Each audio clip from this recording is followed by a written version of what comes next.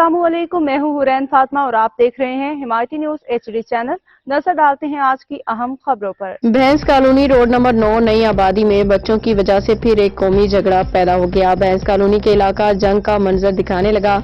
लाल खान का बेटा अपनी मोटरसाइकिल को ले जा रहा था। पेट्रोल डलवाने के लिए एक साइड की क्लच टूटी हुई थी, जिसकी वजह से मोटरसाइकिल इनबैलेंस होकर दूसरे बच्चे को हल्की से पांव में लगी। गलती तो हुई लाल खान के बेटे अनस से।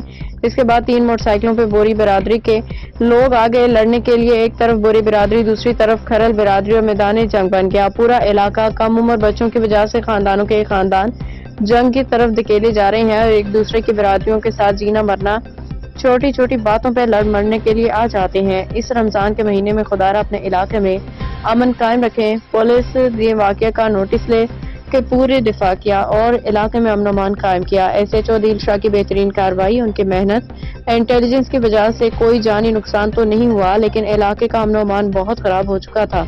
SHO सैयद दिल शाह ने कहा कि आप लोग सब्र का दामन रखें और इस मामले पे दोनों फिरकैन बैठ के बात करें। हाकम अली दल की रिपोर्ट। मजीद अपडेट्स के लिए देखते रहें हिमायती न्यूज HD चैनल।